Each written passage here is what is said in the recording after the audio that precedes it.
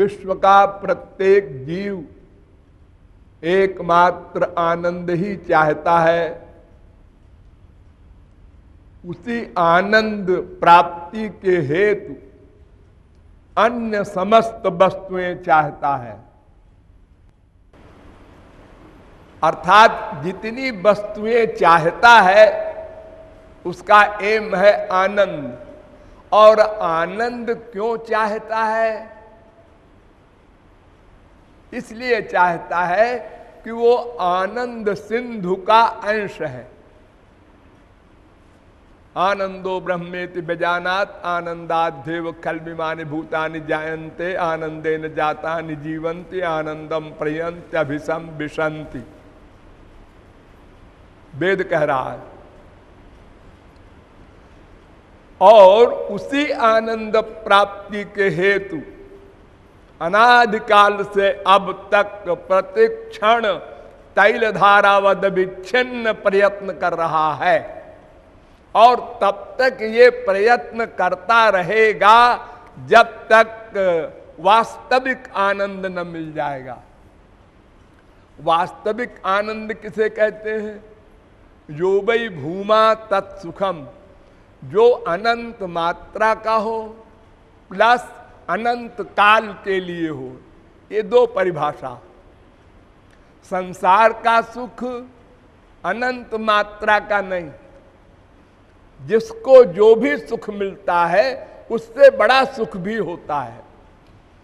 संपूर्ण संसार का अगर कोई सम्राट हो और युवावस्था हो, स्वस्थ हो, प्रजा अनुकूल हो, विद्वान हो, गुणवान हो, तो ऐसा व्यक्ति संसार का सबसे बड़ा सुखी माना जाता है।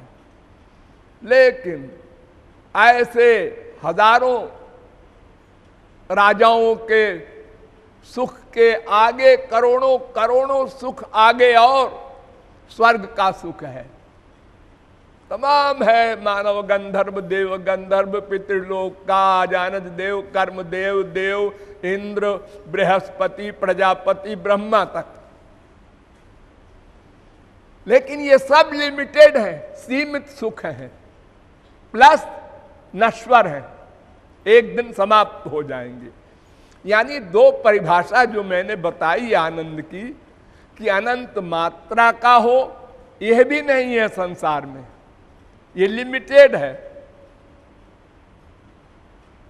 सुरपतिर ब्राह्मम पदम याचते, स्वर्गलोक का राजा इंद्र ब्रह्मा का पद चाहता है, वहां तक ये बीमारी है।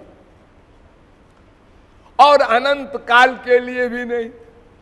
उसी वस्तु से जितना सुख हमको मिलता है, मान लो 0.1% सुख मिला मां के आलिंगन में, तो वो भी नहीं रहता सदा।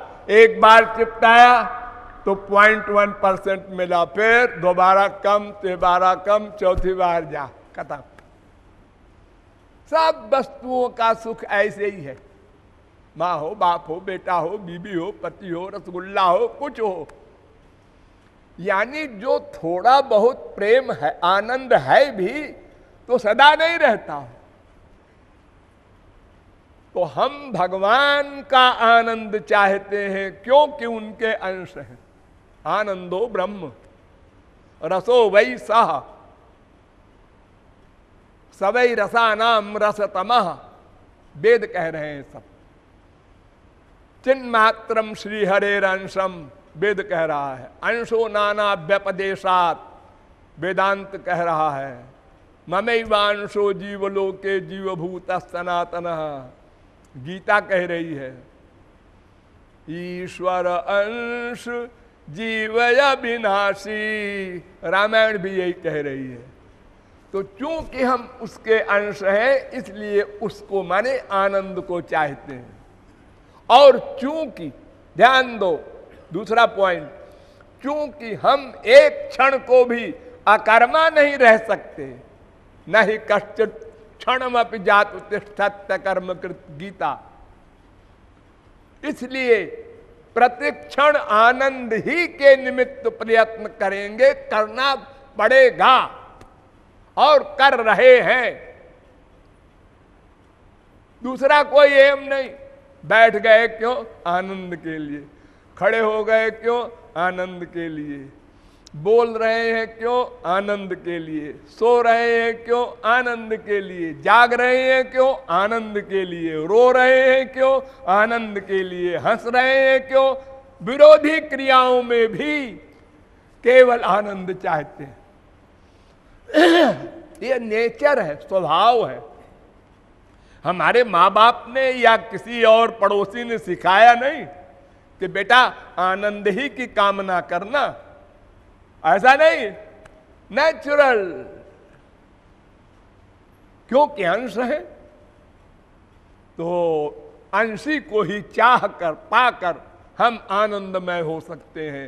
रसगम हेवायम लब्ध्वा नंदी भवति, आनंदी भवति।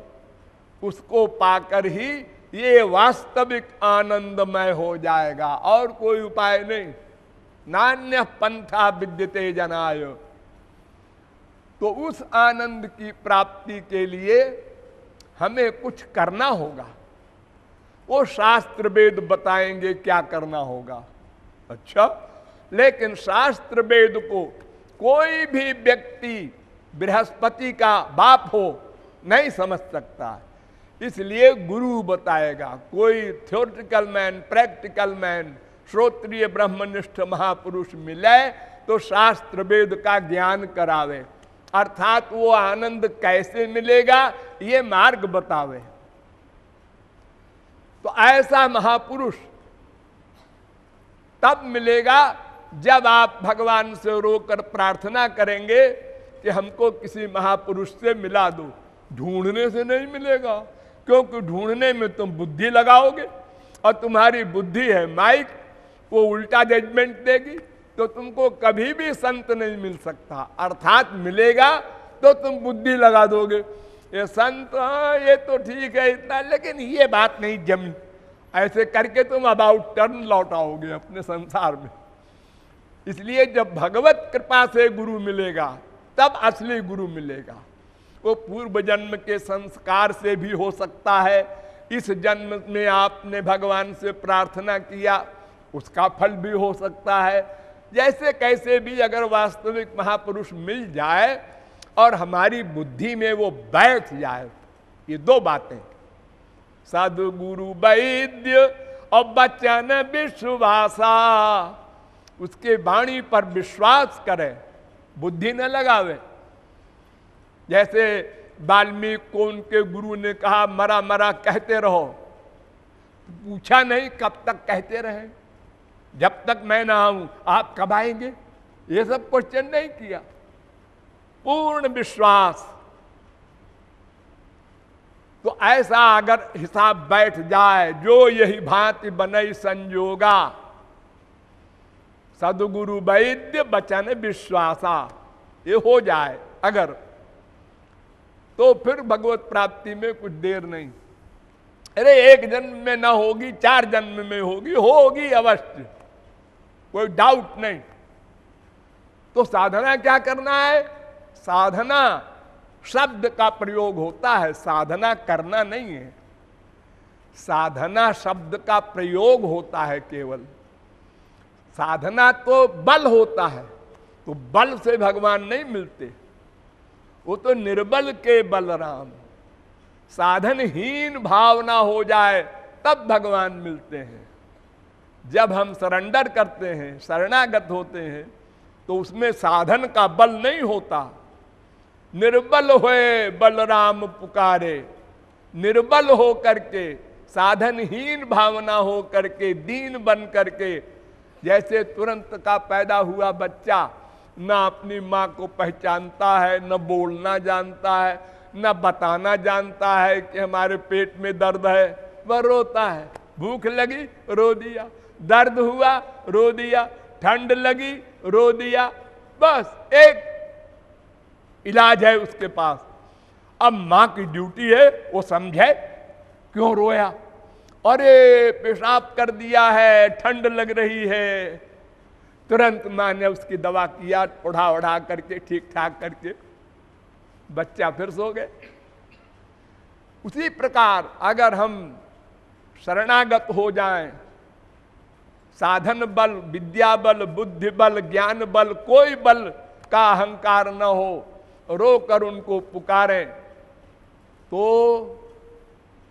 वे चूंकि सर्वव्यापक हैं और भीतर भी बैठे हैं, इसलिए तत्काल हमारे सामने आ जाएंगे। संसारी माँ तो अगर कहीं दूसरे कमरे में है, हम रोए जा रहे हैं, उसको सुने ही नहीं उसने, तो नहीं आएगी। लेकिन भगवान के विषय में ये सब बीमारी नहीं है। तो इस प्रकार अगर हम साधना करें तो अंतःकरण शुद्ध होगा। जब अंतःकरण शुद्ध होगा भाव भक्ति पर, तब भगवान अपनी स्वरूप शक्ति देते हैं, तो उस स्वरूप शक्ति से अंतःकरण दिव्य बन जाता है। तो इंद्रिय मन बुद्धि सब दिव्य हो जाएंगे, यानी भगवान की शक्ति से युक्त हो जाएंगे। तब फिर हम वो गुरु द्वारा दिव्य प्रेम पाएंगे। तब हमारा जो लक्ष्य है परमानंद वो मिलेगा और भगवान हमारी मुट्ठी में हो जाएगा। बस इतना सा ज्ञान समझना है और इसी को प्रैक्टिकल रूप में अमल में लाना है। बोलिए वृंदावन बिहारी लाल की।